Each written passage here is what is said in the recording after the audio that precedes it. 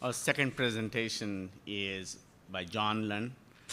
He is a principal investigative engineering with Martin & Martin. All the presenters today have been integral part of preparing the 364 document. They were the key people who have been like leaders in each of those chapters and very experienced. So we are very lucky to have these slate of experienced presenters today. So with that, please help me welcome John.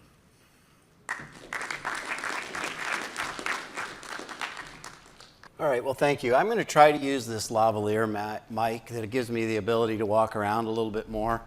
But I'm going to try to talk a little bit today about 3 case studies for evaluation of concrete prior to rehabilitation.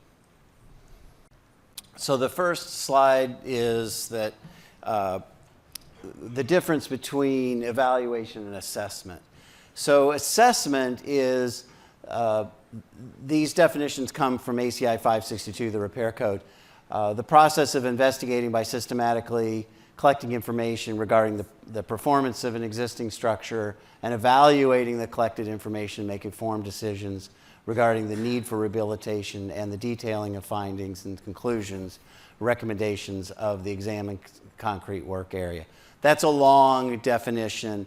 Essentially what you're doing in assessment is you're gathering the information in order to decide what needs to be repaired. Structural evaluation is more the analysis. It is determining and judging the adequacy of the structure and determining what repair it is. So for examples of assessment, this is the GPR that we've talked about today, chain drag, petrography, half cell, the things that we've talked about earlier. What we're going to talk about in my presentation is evaluation. We're going to talk about load testing, finite element analysis, core testing, that kind of thing. Information that informs us as to what we're doing. So the first case study that we're going to go over is a structure that was built in the 1960s, and we're evaluating it for a change in occupancy. What the building is doing is it went from a warehouse type structure to an essential facility. It's going to a call center for 911. And so we're going to have to evaluate the roof for the structural capacity and serviceability with the increased loading due to the increased importance factor. So here's what we've got. ASCE 7, which is in the IBC, says that when you go from a risk category 1 to a risk category 4, you have to increase the importance factor to 1.2. And the Denver building code, and this particular building was located in Denver, actually increases that even more and takes it up to 1.4. So we went from a risk category 2 to a risk category 4, therefore a 40% increase in snow loads, a very significant number. Most of you are familiar with the IEBC 5% rule, which essentially says that if you don't increase the stresses in your member due to the change, that you don't necessarily have to meet the current building code. But this particular structure, with the 40% increase in snow loads, pushed us well beyond the 5%, brought us up to about 17%. So we had to go in and try to perform some analysis to figure out what we had and then to analyze the T's for the new loading. So the first thing that we did was we came in and tried to look at whether or not we could use ground penetrating radar to determine the reinforcing in the double T's. And we very quickly determined that you really can't, because of the amount of, the double T's have the welded wire mesh as shear reinforcement at the end, and the amount of shear reinforcement in there really limited the ability of radar. And just for information, we like ground penetrating radar. We use it a lot, but you can't use it when concrete is green, right after it's poured, because there's too much moisture in it. You can't use it if you've got steel fibers in the concrete, because the steel fibers will throw the radar off. You can't really use it well when there's too much reinforcement. And as has been said earlier today, you can't determine exact bar sizes. You can generally tell within one bar size or so where you are, but if you're looking to determine if it's a number 5 bar and it could be a number 6 and it could be a number 4, that difference is pretty substantial. So what we ended up doing was we x-rayed it. And on the right there, you can see an example of an x-ray. You can see the tendons down at the bottom. If you look carefully on the left, you can see the shear reinforcement, which is welded wire fabric in there. The x-rays are great, but they do require specialized, and particularly if you've got thicker members and you need to use a cobalt x-ray, those limits for public access around are very significant. So we need to be aware of that. We made some assumptions in terms of what the concrete was because it was a precast double T. Assume 5,000 PSI concrete, 270 KSI tendons. And the thing you can't tell from NDT very well is you can't tell how much they are tensioned. That's really hard to do. So we assumed a 70% net effective pre-stress, and we found that the existing double Ts just didn't have adequate stress. Another thing I'll say is that we have some very good local precasters in the Denver area, and they had software that could do this analysis for us, and so we ended up using them to do this initial analysis. So what we ended up doing was load testing the Ts to determine if they had the strength.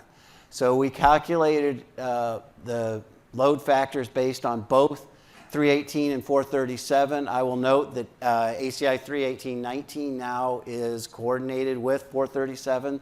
So the equation that you see in the bottom is now in ACI 318.19, but at the time it had the equation up on the top. We ended up doing both those load combinations and then taking the worst case. We ended up installing pallets of sandbags using a crane, and shoring obviously was stored below the test area in case there was a problem. So there's the setup of where the shoring and where our LVDTs were for the test. And that's what the instrumentation looked like. You can see these are string pod LVDTs. If we were doing it today, we would be using laser LVDTs, but those were adequate for what we were needing given the amount of deflection that we were expecting to see. So there's the load test. That's what it looked like. We loaded those in with the crane. Obviously, we broke cut all the T to T connections and loaded that up. You can see the amount of deflection that took place. These double Ts will deflect a lot under load. And that's the plot that we got. You can see pretty good consistency of the load and very good rebound on the right side, where it came back to very close to the initial after the test. So now I've got another case study for you. This one is for evaluation of corrosion damage. So in this case, we had a parking structure that was built in the 80s. As we were just doing an evaluation of this, or an assessment of the structure, we noticed some corrosion at an interior precast L-beam, and we needed to try to understand what the beam capacity was in order to do a repair. So there's what it looked like. You can see the corrosion damage there. We took off just a little bit of concrete. As we did that, we noticed that there was a significant amount of corrosion damage on the primary bearing and torsion reinforcement for that L-beam. And that's what it looked like. So we saw that the damage was there and the damage at the bearing. We didn't know how bad that was, but it was enough at that point that we decided we better do some shoring. So we put in some shoring in place before we did any additional concrete removal. So that's what the shoring looked like. Shored down to, this is the bottom level, so that's a slab on grade. We shored that down so that we could do some additional work. So what was the cause of the corrosion was determined to be water leaking from the level above. Had some poor drainage on the level above that was directing water right to this joint, and then there was a sealant joint there that had failed over time and had not been maintained allowing this salt-laden water to come down the side of the L-beam and then run along the bottom side. So when we removed the concrete, we noticed additional damage. You can see the broken closed stirrup there. These are closed stirrups because you've got torsion. It's an L-beam. And extensive corrosion at the pre-stressing tendons. Fortunately, this is near the end of the beam, so the pre-stressing tendons are not needed so much for flexural reinforcement, but certainly the loss of those tendons is a concern. And also, you've got a lot of damage there right at the bearing. So after doing this analysis, we determined that we needed to structurally strengthen this beam. So we started to remove some concrete from above, and you can see that orange tag there. That's essentially a rigid piece of plastic that we were able to jam underneath the column. That's not ideal. Columns generally work better when they're connected, and so we were concerned about that. And the original drawing, which I think is right here, the original drawing showed that the columns were supposed to be essentially made continuous by grout that was put in between the L-beam connecting the two columns. Kind of an unusual detail, but that's what it was. But the grout wasn't there, and so we really didn't have a load path that was well defined.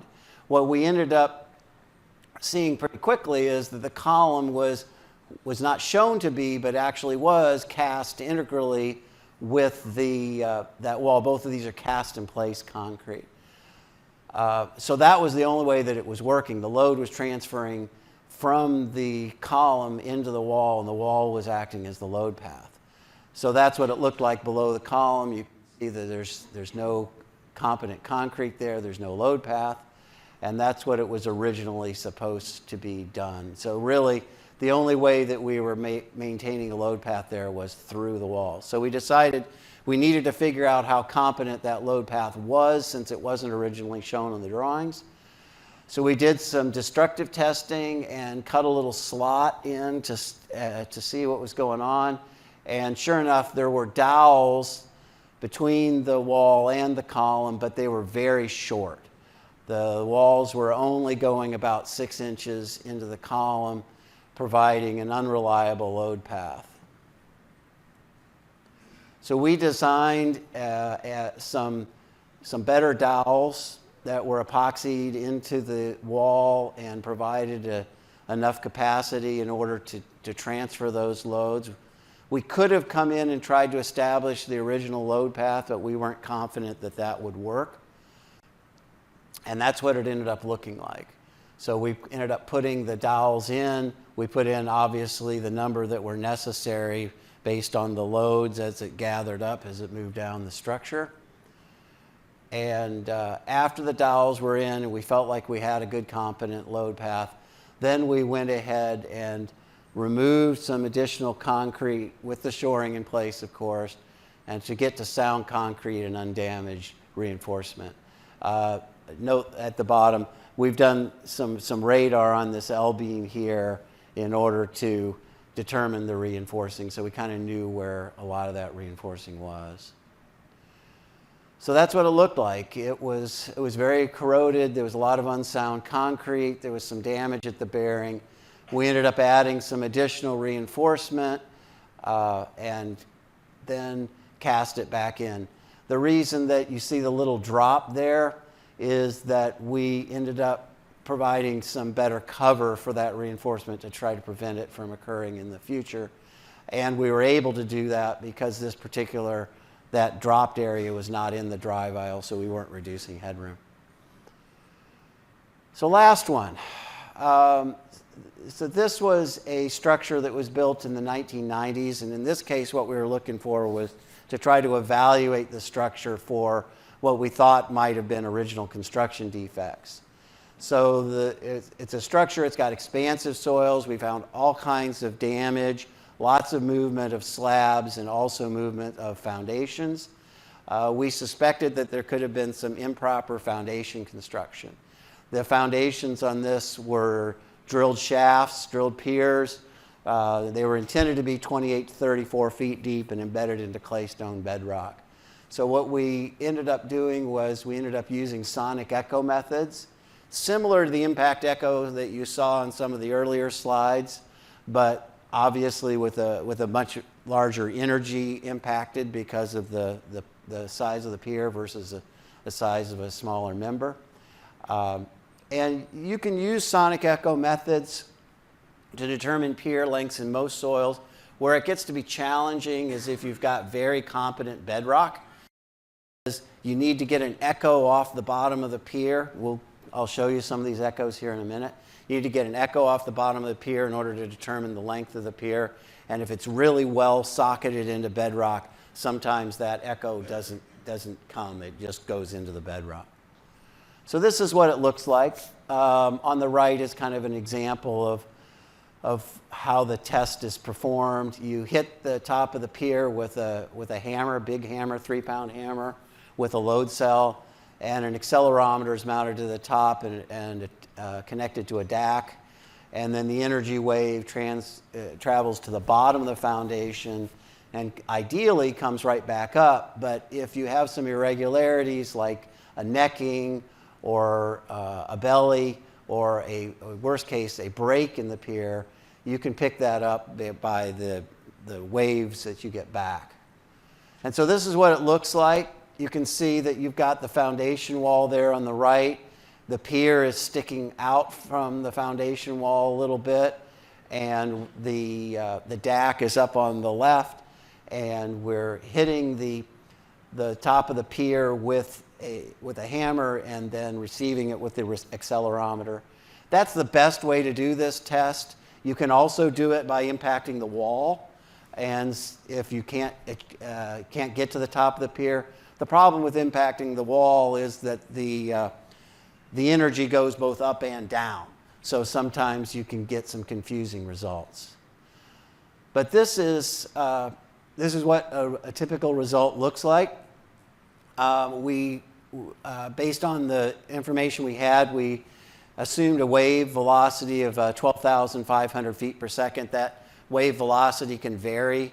It varies based on the strength of the concrete, the type of aggregate. Certainly if it's lightweight aggregate, you get much slower wave propagation, but in this case, very few drilled piers are made with lightweight concrete, so that wasn't a problem.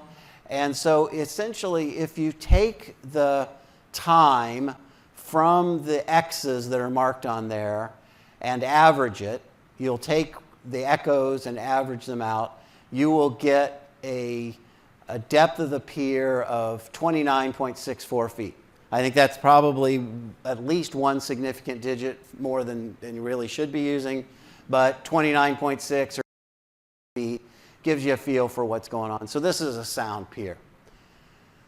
This is a pier that was, again, supposed to be the same length, but was echoing off something much shallower. So if you average those times of echo, you'll get about a 13.6 foot pier. What we think happened in this case is that either the pier had broken or there was some discussion from folks that have been around since original construction of this building that maybe they ran out of concrete. In other words, they poured this pier, oops, we didn't have enough concrete to finish the pier, so they went home.